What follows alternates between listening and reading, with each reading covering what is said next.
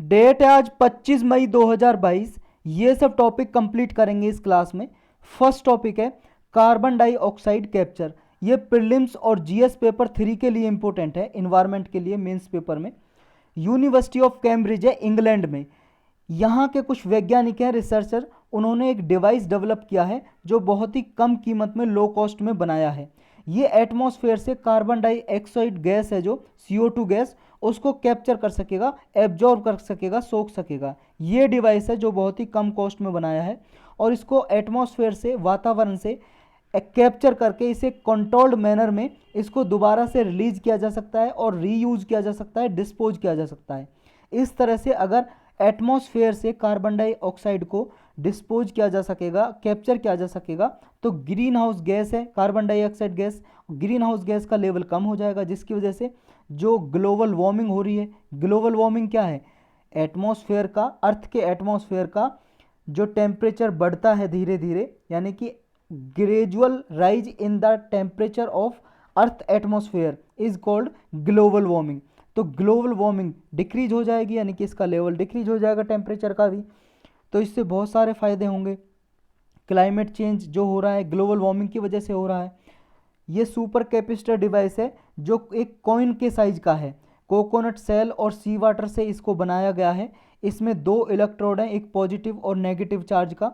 और ये कैपेसिटर जो बनाया, सुपर कैपेसिटर डिवाइस जो बनाया है, ये कार्बन डाइऑक्साइड को स्टोरेज करके रख सकता है और बहुत ही कम कीमत में। क्योंकि जो अभी तक के ऐसे डिवाइस बने हुए हैं ना, जो एटमॉस्फेयर से CO2 को एब्जॉर्व कर सकते हैं, अभी भी बहुत सारे डिवाइस बने हुए हैं जो एटमॉस्फेयर से, वातावरण से CO2 को कैप्चर कर सकते हैं, एब्जॉर्व कर सकते हैं, लेकिन वो बहुत ही ज़्यादा कीमत में है और उन्हें चलाने के लिए एनर्जी भी बहुत ज़्यादा चाहिए, यानी कि बिजली बहुत ज़्यादा चाहिए। लेकिन ये डिवाइस ऐसा है जैसे फ़ोन की बैटरी होती है, ऐसी बैटरी की तरह इसमें लगा होता है एक बैटरी, और वो उसको चार्ज किया जा सकता है।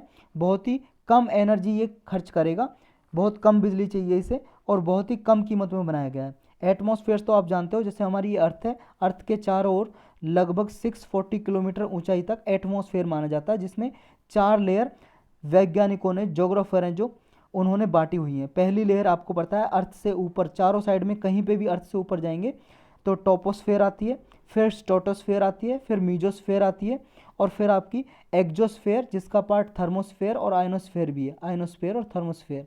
तो ये आपने पढ़ाई होगा ज्योग्राफी में। नेक्स्ट टॉपिक है आशा वर्कर्स। ये प्रीलिम्स और जीएस पेपर 2 और 3 के लिए भी मोस्ट इंपॉर्टेंट टॉपिक है। हर साल लगभग पूछा जाता मेंस में। तो वर्ल्ड हेल्थ ऑर्गेनाइजेशन ने अभी अवार्ड दिया है हमारी आशा वर्कर को। हमारे देश में लगभग 10.4 लाख आशा वर्कर हैं हमारी कंट्री में। आशा की फुल फॉर्म है एक्रेडिट सोशल हेल्थ एक्टिविस्ट। इनको ग्लोबल हेल्थ लीडर रिकॉग्नाइज किया है। 10.4 लाख आशा वर्कर को, जो हमारे इंडिया में काम करती हैं। महिलाओं को आशा वर्कर बनाया जाता है हमारे इंडिया में। ये क्या काम करती हैं, कौन है, कितनी सैलरी मिलती है, नहीं मिलती है, वो सब डिस्कस करेंगे इनके बारे में। देखो, ग्लोबल हेल्थ लीडर का अवार्ड दिया है, ये समझ लो इनको, हमारी जो आशा वर्कर हैं, क्योंकि इन्होंने गवर्नमेंट के जो हेल्थ प्रोग्राम है उनको, कम्युनिटी को उनका फ़ायदा पहुंचाया है। आशा वर्कर देखो वॉलेंटियर होते हैं। वॉलेंटियर मतलब अपनी मर्जी से। अगर कोई महिला है, 8वीं क्लास पास है और उसकी एज 25 से 45 साल के बीच में है, तो वो आशा वर्कर बन सकती है। वो बन सकती है अपनी मर्जी से। लेकिन एक बात आपको याद रखनी है, आशा वर्कर जो महिला होती है उसको गवर्नमेंट कोई सैलरी नहीं देती है परमानेंट। जैसे कोई वर्कर होता है गवर्नमेंट एम्प्लॉय जिसको सैलरी देते हैं पर मंथ, ऐसी कुछ भी सैलरी नहीं होती है उसकी। और ना ही ये गवर्नमेंट एम्प्लॉय होते हैं, सरकारी कर्मचारी भी नहीं होते हैं। तो फिर भाई साहब इनको फ़ायदा क्या है? देखो, फ़ायदा यही है, एक तो ये सेवा करते हैं, सर्विस प्रोवाइड करते हैं, इन्फॉर्मेशन प्रोवाइड करते हैं, जागरूकता फैलाते हैं। जैसे कोई हेल्थ से रिलेटेड स्कीम है प्रेग्नेंट लेडी के लिए, तो उसको बताते हैं उसके बारे में कि कैसे फ़ायदा लिया जा सकता है। लेकिन हाँ, ये जब काम करते हैं, सर्विस देते हैं, तो इनकी परफॉर्मेंस पे बेस्ड इनको इंसेंटिव देती है सरकार। परफॉर्मेंस पे बेस्ड, यानी कि कोई सैलरी नहीं होती, जितनी ये अच्छी परफॉर्मेंस करते हैं उतना इन्हें मनी प्रोवाइड करते हैं। और लगभग देखो, आशा वर्कर को 6 से 8 हज़ार रुपये पर मंथ मिलते हैं, लगभग इतना ही कमा पाती है आशा वर्कर। तो ये ट्रेंड होते हैं, कम्युनिटी को इन्फॉर्मेशन देते हैं और पीपल की सहायता करते हैं, लोगों की। बहुत सारी हेल्थ केयर स्कीम है गवर्नमेंट की, उनका बेनिफिट फ़ायदा कैसे लिया जाए तो लोगों को बताते हैं कि प्रेग्नेंट लेडी है कोई तो वो कैसे फ़ायदा ले सकती है अगर गवर्नमेंट ने कोई स्कीम चला रखी है प्रेग्नेंट लेडी के लिए। ये जो है मार्जिनाइज कम्युनिटी हैं जो उनको फ़ायदा पहुंचाती हैं। Primary health centre, sub centre, district hospital में जो भी फैसिलिटी होती हैं उनको प्रोवाइड कराती हैं। इनका रोल यही होता है, देखो जो कम्युनिटी लेवल पे, ये जैसे विलेज एरिया में लोगों को जानकारी नहीं होती, महिलाओं को जानकारी नहीं होती कि गर्भ के दौरान कि महिलाओं को कौन कौन सी जो प्रिवेंशन अपनानी चाहिए, यानी कि उन्हें सावधानी कौन कौन सी बरतनी चाहिए उनको बताती हैं। और इनका जो रोल है ना वो रिकॉग्नाइज किया गया था 2005 में। नेशनल रूरल हेल्थ मिशन जब लॉन्च किया था पहली बार, इनका रोल रिकॉग्नाइज किया गया था कम्युनिटी हेल्थ वॉलंटियर की तरह, आशा वर्कर का। तो 2005 से इनका रोल पहचाना गया है, रिकॉग्नाइज किया गया है गवर्नमेंट द्वारा। और आशा वर्कर की जो हमने ये डिस्कस कर ली है 25 से 45 साल होनी चाहिए। और देखो ये मुख्यतः मैरिड वूमन होनी चाहिए, मैरिड प्राइमरीली, ऐसा नहीं है कि ओनली मैरिड वूमन ही कर सकती है, लेकिन प्राइमरीली लिखा है यहाँ पे, ये आपको याद रखना है। मुख्यतः या तो मैरिड हो, शादीशुदा हो, या फिर विडो हो, विधवा हो कोई, या डिवोर्स वूमन हो, तलाक हो गया हो किसी महिला का, और 25 से 45 साल के बीच में हो तो वो आशा वर्कर बन सकती है। लेकिन ऐसा नहीं है, सिर्फ मैरिड, विडोड और डिवोर्स भी बन सकती हैं। ये प्रायोरिटी है कि ऐसी महिला होनी चाहिए। अगर कोई अनमैरिड है, 25 से 45 साल एज है, वो भी बन सकती है। ऐसा इसमें कोई ओनली वर्ड नहीं लिखा हुआ, ये आपको याद रखना है इसमें। लेकिन हाँ 8वीं क्लास पास हो वो कम से कम, और उसके पास ऐसी स्किल्स हो, कम्युनिकेशन की, लीडरशिप स्किल्स हो कि किसी से भी वो बात कर सके बिना झिझक, हेजिटेशन के बिना। आशा वर्कर हमारे इंडिया में अभी कितनी है? देखो टारगेट तो ये है कि 1000 पर्सन के बीच में कम से कम एक आशा वर्कर हो। हिली एरियाज़ में, पहाड़ी इलाकों में, ट्राइबल या अदर्स जो स्पार्सली पॉपुलेटेड एरिया होते हैं। स्पार्सली पॉपुलेटेड का मतलब है जहाँ पे बहुत ही कम पॉपुलेशन होती है, जैसे पहाड़ी इलाकों में, तो कम से कम 1000 लोगों के बीच में एक आशा वर्कर हो। और हमारे इंडिया में अभी लगभग 10.4 लाख आशा वर्कर हैं, और सबसे ज़्यादा उत्तर प्रदेश में 1.63 लाख, बिहार में है फिर, और फिर मध्य प्रदेश में तीसरे नंबर पे। गोवा केवल ऐसा स्टेट है जिसमें एक भी आशा वर्कर नहीं है। ये नेशनल हेल्थ मिशन का डेटा है 2019 का, उसके हिसाब से गोवा में एक भी आशा वर्कर नहीं है। ओनली स्टेट है गोवा जिसमें नहीं है एक भी आशा वर्कर। नेक्स्ट टॉपिक है न्यू कास्ट सिंक होल। ये प्रीलिम्स और जीएस पेपर 1 ज्योग्राफी के लिए इंपॉर्टेंट है। देखो एक नया सिंक होल ढूंढा है चाइना के, ये ग्वांगची जुआंग रीजन है, साउथ चाइना में, ऑटोनोमस रीजन है। ये रीजन का, क्षेत्र का, एरिया का नाम है ग्वांगची जुआंग। ये भाई साहब सिंक होल है। ये देखो ये नीचे से कटी हुई है मिट्टी और ये खोल बन गया, बड़ा सा छेद, सुराख सा बन गया, इसी को बोलते हैं सिंक होल। ये कैसे बनते हैं इनके बारे में डिस्कस करेंगे, और लगभग इसका साइज क्या है ये याद करने की कुछ ज़रूरत नहीं है हमें। ये रीजन आपको याद रखना है कि ये ग्वांगची जुआंग कहाँ है, साउथ चाइना में है, ऑटोनोमस रीजन, एक तो ये याद रखना है इसको। और ये कैसे बनते हैं सिंक होल ये आपको पता होना चाहिए। और देखो ये कास्ट टोपोग्राफी के ही पार्ट होते हैं, और साउथ चाइना में ये कास्ट टोपोग्राफी है। कास्ट टोपोग्राफी उसे बोलते हैं जहाँ पे जैसे ये अर्थ है, यहाँ पे ज़मीन ऊबड़ खाबड़ है, ऐसे कुछ ऐसे है भाई साहब, तो कहीं पे गड्ढे बने हुए हैं, कहीं पे गली बनी हुई है पानी से कट के, समझ रहे हो? ऐसी टोपोग्राफी को, ऐसी मैदान को या क्षेत्र को, एरिया को बोलते हैं कास्ट टोपोग्राफी। ये सिंक होल क्या होते हैं ये देख लेते हैं, ये उसी का पार्ट है, ये समझ लो। 4 नंबर पे लिख दिया बस मैंने। सिंक होल देखो, जैसे मान लो कोई ये समतल एरिया है, यहाँ पे पानी बह रहा है, यहाँ पे गड्ढा बन गया, डिप्रेशन हो गया, तो यही है सिंक होल। क्योंकि यहाँ से क्या है, जो कोलैप्स हो जाती है, इसकी जो मिट्टी वगैरह होती है वो नष्ट हो जाती है।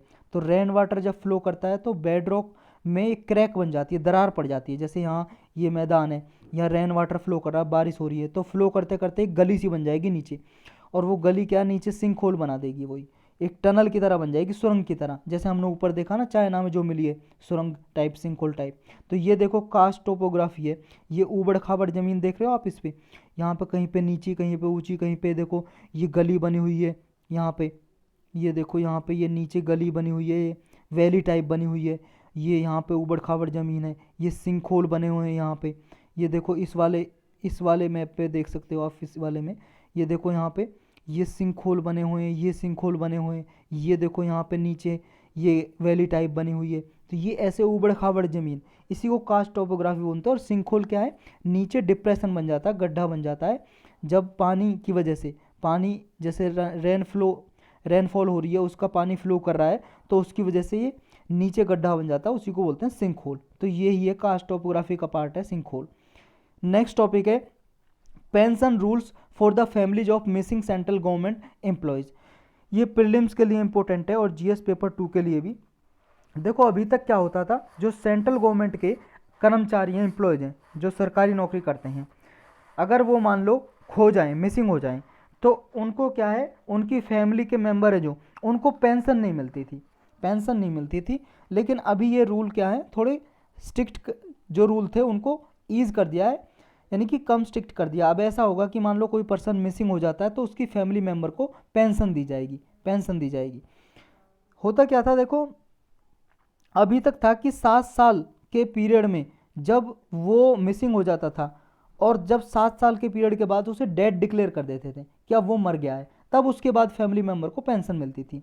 इमीडिएटली नहीं मिलती थी तुरंत, लेकिन अब तुरंत मिल जाएगी। जैसे मान लो आज बंदा मिसिंग हो गया, वो और इन्फॉर्मेशन उसकी कर दी कि हमारा बंदा है जो सरकारी नौकरी करता है और वो गायब है, खो गया है, तो तब से उसके फैमिली मेम्बर को पेंशन मिलना स्टार्ट हो जाएगी। ये मेजर रिलीफ है किसके लिए, जैसे मान लो जम्मू कश्मीर में या नक्सलवादी इलाके हैं, जो नक्सलाइट जहाँ पे है, नक्सलवादी रहते हैं, या नॉर्थ ईस्ट का इलाका है, वहाँ पे बहुत सारे मिलिटेंट्स हैं, जो मिलिटेंट लोग हैं या कोई ऐसे हैं जो घुसपैठी हैं, इंसर्जेंसी करते हैं, तो वो सरकारी कर्मचारियों को उठा कर ले जाते हैं। अब वो मिसिंग हो जाते हैं, गायब हो जाते हैं। अब उनकी फैमिली मेम्बर को, भाई साहब उनकी सैलरी से उनका घर बार चल रहा था, तो उनका घर का खर्चा नहीं चल पाता, दूसरा आदमी उनका मिसिंग हो गया है, बाद में पता चला कि वो छोड़ दिया है 2 3 4 साल बाद। तो ये देखो भाई साहब, उनके फैमिली मेम्बर हैं जो, उनको तो परेशानी होती है, तो इसलिए ये एक अच्छी स्कीम है। और देखो अगर मान लो कोई मिसिंग पर्सन हुआ, अभी खो गया, उसके फैमिली मेम्बर को पेंशन मिलना स्टार्ट हो गई, लेकिन मान लो दोबारा से वो 2 3 4 साल बाद वापस आ गया, छोड़ दिया उन्होंने, मान लो किसी मिलिटेंट ने पकड़ा था उसको, तो उसने छोड़ दिया, तो वापस वो आ गया, फिर उसकी जो सैलरी में से वो जो पेंशन दी है ना, सैलरी में से पेंशन काट ली जाएगी। नेक्स्ट टॉपिक है विनय कुमार सक्सेना है, ये भाई साहब अभी न्यूज में इसलिए दिल्ली के नए एलजी बनाए गए हैं। एक तो ये बात आपको याद रखनी है कि दिल्ली के जो एलजी होते हैं, लेफ्टिनेंट गवर्नर, उनको कौन अपॉइंट करता है, प्रधानमंत्री नहीं करते, प्रेसिडेंट करते हैं, सॉरी प्रेसिडेंट करते हैं, रामनाथ कोविंद जी जो प्रेसिडेंट। और प्रेसिडेंट किसके कहने पे काम करते हैं, किसकी एडवाइस पे, council of minister headed by PM, ये जो एडवाइस करते हैं उनकी एडवाइस पे प्रेसिडेंट अपॉइंट करते हैं, नियुक्त करते हैं एलजी को, लेफ्टिनेंट गवर्नर ने जो दिल्ली के। अभी कौन थे, अभी तक थे अनिल बैजल, अनिल बैजल को रिप्लेस करेंगे ये विनय कुमार सक्सेना जी। नेक्स्ट टॉपिक है India USA investment incentive agreement. Incentive का मतलब होता है बेनिफिट, इन्वेस्टमेंट आप जानते हो निवेश। इंडिया और यूएस का एक एग्रीमेंट हुआ है, अभी आपको पता है जापान की विजिट पे गए थे क्वाड के लिए हमारे प्रधानमंत्री जी, तो टोक्यो में, जापान में टोक्यो कैपिटल है, टोक्यो में यूनाइटेड स्टेट ऑफ अमेरिका और इंडिया ने ये एग्रीमेंट साइन किया जिसका नाम है इन्वेस्टमेंट इंसेंटिव एग्रीमेंट। तो ये याद रखना, देखो यूपीएससी क्या करती है, ऐसे दे देती है कि इन्वेस्टमेंट इंसेंटिव एग्रीमेंट किस किस के बीच में है, तो आपको याद रखना है इंडिया और यूएस के बीच में।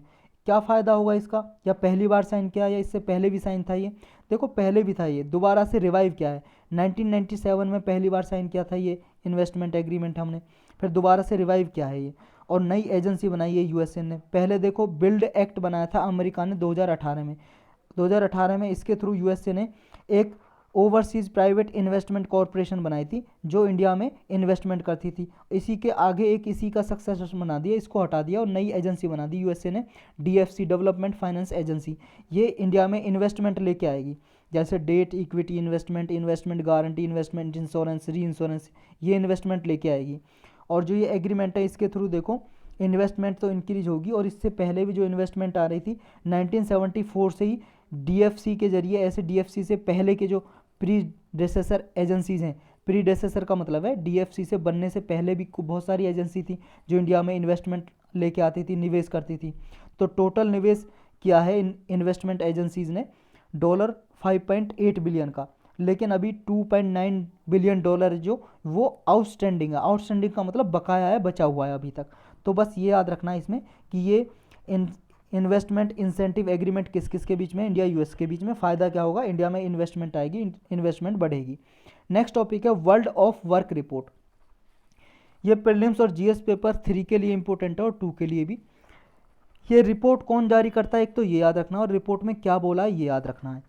रिपोर्ट जारी करता है इंटरनेशनल लेबर ऑर्गेनाइजेशन। और ये क्या है इंटरनेशनल लेबर ऑर्गेनाइजेशन, देखो ये बनी थी 1919 में। 1919 में कैसे बनी थी, एक ट्रीटी साइन हुई थी भाई साहब, वर्सैली ट्रीटी। वर्सैली ट्रीटी, जब फर्स्ट वर्ल्ड वॉर हुआ था ना, फर्स्ट वर्ल्ड वॉर आपने पढ़ा होगा वर्ल्ड हिस्ट्री में। फर्स्ट वर्ल्ड वॉर 1914 से लेके लगभग 1918 तक चला था। फर्स्ट वर्ल्ड वॉर के बाद एक ट्रीटी ऑफ वर्सैली साइन हुई थी, बहुत सारे कंट्री साथ में आए और ट्रीटी ऑफ वर्सैली, वर्सैली की संधि साइन की, ट्रीटी ऑफ वर्सैलीज। अब ये ट्रीटी ऑफ वर्सैली जो संधि साइन हुई थी, इसमें ये था, दूसरा पेज ले लेते हैं, इसमें यह था कि एक ऐसी संस्था बनाई जाएगी कि बाद में जैसे ये world war, first world war हुआ है, बहुत सारी कंट्री के बीच में युद्ध हुआ है, ऐसी कोई नौबत फ्यूचर में ना आए, तो सेकेंड वर्ल्ड वार ना हो, तो एक संस्था बनाई लीग ऑफ नेशन नाम से, लीग ऑफ नेशन। तो ये लीग ऑफ नेशन बनाई 1920 के लगभग ही बनाई थी, यानी उस ट्रीटी ऑफ वर्सैली के थ्रू, और ट्रीटी ऑफ वर्सैली के थ्रू बनाई थी, उसी के थ्रू बनी थी ये इंटरनेशनल लेबर ऑर्गेनाइजेशन 1919 में। तो ये 1919 में जब आईएलओ बनी थी तो लीग ऑफ नेशन का ही पार्ट था, ये समझ लो, एक एजेंसी थी इसी की, लीग ऑफ नेशन की। और लीग ऑफ नेशन क्या थी, एक संस्था थी जो वर्ल्ड में पीस लेके आएगी, शांति के, दूसरा विश्व युद्ध ना हो। लेकिन आप सबको पता है दूसरा विश्व युद्ध हो गया था, 1939 से 45 तक चला था। World war 2, second world war हो गया, तो लीग ऑफ नेशन थी वो फेल हो गई, ये फेल हो गई भाई साहब, युद्ध को नहीं रोक पाई, तो इसको हटा दिया। फिर दोबारा से नई ऑर्गेनाइजेशन बनाई 1945 में, जब द्वितीय विश्व युद्ध, वर्ल्ड वार सेकंड खत्म हो गया, क्या, यूनाइटेड नेशन, जिसको आप पढ़ते हो यूनाइटेड नेशन ऑर्गेनाइजेशन, यूएनओ या यूएन बोलते हैं शॉर्टकट में। तो ये ऑर्गेनाइजेशन बनाई, इसका काम क्या था, इसका भी यही था जो लीग ऑफ नेशन का था, कि वर्ल्ड में पीस एस्टेब्लिश करनी है, शांति लानी है, सिक्योरिटी लानी है, सुरक्षा लानी है, और कोई थर्ड वर्ल्ड वार ना हो, ऐसी स्थिति ना आए, तो ऐसा काम करना है। तो आप सबको पता है सेकेंड वर्ल्ड वार के बाद थर्ड वर्ल्ड वॉर अभी तक हुआ नहीं है, लेकिन हाँ रसिया यूक्रेन का वार चल रहा है। कुछ लोग बोल रहे हैं यूनाइटेड नेशन भी फेल हो गया, इनका वार नहीं रोक पाया, हो सकता है अगर ये नहीं रोक पाया तो थर्ड वर्ल्ड वार भी हो जाए, बहुत सारी कंट्री शामिल हो जाए, लेकिन अभी तक ऐसा हुआ नहीं है। तो ये लगभग लीग ऑफ नेशन से तो ये सक्सेसफुल रही है यूएनओ। तो फिर यूएनओ का ही ये एक तरह से स्पेशलाइज एजेंसी बना दी थी आईएलओ, क्योंकि आईएलओ तो 1919 से बनी हुई है, इंटरनेशनल लेबर ऑर्गेनाइजेशन। ये लेबर के जो राइट हैं, जो काम करते हैं वर्कर, उनके राइट अधिकारों की सुरक्षा करती है, उनके लिए रूल्स रेगुलेशन बनाती है इंटरनेशनली, और रिपोर्ट जारी करती है कि उनकी स्थिति क्या है और कितने वर्कर घटे हैं बढ़े हैं, ये सब रिपोर्ट जारी करती है आईएलओ। तो फिर ये 1945 में पहली स्पेशलाइज एजेंसी बना दी यूएनओ की, आईएलओ। तो आईएलओ ओल्डेस्ट और फर्स्ट स्पेशलाइज एजेंसी है यूएन की, यूनाइटेड नेशन की। अब आते हैं इस पर, और यूनाइटेड नेशन, ये आईएलओ की एजेंसी, आईएलओ यूनाइटेड नेशन की स्पेशलाइज एजेंसी है, और इसका हेडक्वार्टर कहाँ पे है, जेनेवा में। और जेनेवा कहाँ पे, एक शहर है भाई साहब स्विट्जरलैंड में। स्विट्जरलैंड तो आप जानते हो यूरोप में एक नेशन है भाई साहब, यहाँ पे फ्रांस के पास है ये, यहाँ पे स्विट्जरलैंड है, ये स्विट्जरलैंड में है इसका हेडक्वार्टर। तो ये रिपोर्ट जारी की है इस आईएलओ ने, वर्ल्ड ऑफ वर्क। क्या फाइंडिंग है इसकी, क्या क्या इस रिपोर्ट में आया, मेजर फाइंडिंग देख लेते हैं। इसने कहा देखो, पेंडेमिक के बाद, जब ये पेंडेमिक आई है यानी कोविड-19, उसके बाद क्या है, वर्क आवर जो घटे हैं, सबको पता है भाई साहब वर्क आवर घटे हैं। वर्क आवर घटने का मतलब क्या है, एम्प्लॉयमेंट घटी है, यानी कि बेरोजगार हुए लोग बहुत ज़्यादा, कितने, 3.8%। ये एम्प्लॉयमेंट सिचुएशन डिक्रीज हो गई है, जितना पेंडेमिक से पहले थी 2022 में 3.8% लोगों की नौकरी चली गई, यानी कि वर्कर, उनको जॉब नहीं है, नौकरी नहीं है। लगभग 11.2 करोड़ जॉब ये इस पीरियड में लॉस्ट हो गई हैं, इतनी जॉब खत्म हो चुकी हैं, जितनी पहले इतनी जॉब थी, लेकिन अब वो खत्म हो गई है कोविड-19 के बाद। और जो रिचर और पुअरर पीपल हैं, यानी कि अमीर और गरीब लोगों के बीच में जो गैप है वो बढ़ता जा रहा है, गरीब और गरीब होता जा रहा है, रिचर और रिचर होता जा रहा है, यानी कि और अमीर होता जा रहा है। हाई इनकम कंट्रीज में देखो जो है वर्क आवर वो रिकवर हो रहे हैं, यानी कि जो पहले अनएम्प्लॉयमेंट हुई थी, बेरोजगारी, वहाँ पे दोबारा से रिकवरी हो रही है, रोजगार मिल रहे हैं लोगों को। लेकिन जो लो और लोअर मिडिल इनकम कंट्री हैं उनमें अभी भी स्थिति खराब हो रखी है। 3.6 लो इनकम कंट्रीज में और लोअर मिडिल इनकम कंट्रीज में 5.7% तक ये गैप डिक्रीज हो गया, यानी कि इतनी एम्प्लॉयमेंट खत्म हो चुकी है, लॉस्ट हो चुकी है कोविड-19 के बाद। चाइना में देखो ये इसका मेन रीज़न क्या है ख़त्म होने का कि बेरोजगारी बढ़ रही है। पहला तो है कि जो फ्रेश लॉकडाउन चाइना में हो रखा है, चाइना में लॉकडाउन हो रखा है, वैसे प्रोडक्शन रुकी हुई है इसकी वजह से। दूसरा रसिया यूक्रेन का कॉन्फ्लिक्ट चल रहा है, वार चल रहा है। तीसरा है ग्लोबल राइज हो रखा है फूड प्राइसेस का और फ्यूल का, भोजन के और ईंधन के प्राइस में राइज हो रखा है, इंक्रीज हो रखा है इनका प्राइस। तो ये 3 मेन रीज़न है। आईएलओ ने यही कहा है मेंबर कंट्री से कि वो इस सिचुएशन से एड्रेस करने के लिए, इस सिचुएशन को हैंडल करने के लिए, एड्रेस करने के लिए ह्यूमन अप्रोच लें और इसको सिचुएशन को हैंडल करें। इंडिया के लिए क्या फाइंडिंग है इस रिपोर्ट में? इंडिया के लिए रिपोर्ट में कहा है कि इंडिया और लोअर मिडिल इनकम कंट्रीज़ में ये कंडीशन और ज़्यादा डिक्रीज हुई है और जेंडर गैप और ज़्यादा बढ़ गया है वर्क आवर में। यानी कि देखो सबसे ज़्यादा महिलाओं की जॉब गई है, महिलाओं की 12.3% वुमन की जॉब खत्म हो चुकी है कोविड-19 के दौरान।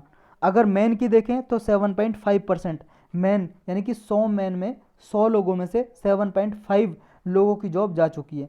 7.5 का मतलब ये नहीं है 7 पूरे लोग और एक आधा लोग काट दिया, यानी कि अगर लगाएं तो 200 लोगों में 15 लोगों की जॉब जा चुकी है, ऐसे मान लो आप। तो पेंडेमिक की वजह से ये सिचुएशन ख़राब हो चुकी है और मैन और वुमन के बीच में भी गैप बढ़ चुका है, यानी कि जो महिलाओं की जॉब है वो ज़्यादा गई है, जेंडर इम्बेलेंस हुआ है कोविड-19 की वजह से, इस रिपोर्ट में ये कहा है। तो ये रिपोर्ट का जो डेटा है आप यूज कर सकते हो और प्रीलिम्स में भी देखो यूपीएससी ऐसे पूछ लेता है कि कोविड-19 के दौरान किसकी जॉब ज़्यादा गई है, वुमन की या मैन की। तो याद रखना वुमन की। और उसमें भी जो डेवलप्ड कंट्री हैं, हाई इनकम कंट्री हैं और लोअर इनकम कंट्री हैं या लोअर मिडल इनकम कंट्री हैं, उनमें किसकी ज़्यादा जॉब गई और प्रभावित हुई हैं, तो लोअर और लोअर मिडल कंट्री हैं जो वो ज़्यादा प्रभावित हुई हैं। ये आपको याद रखना है। यही टॉपिक थे आज के।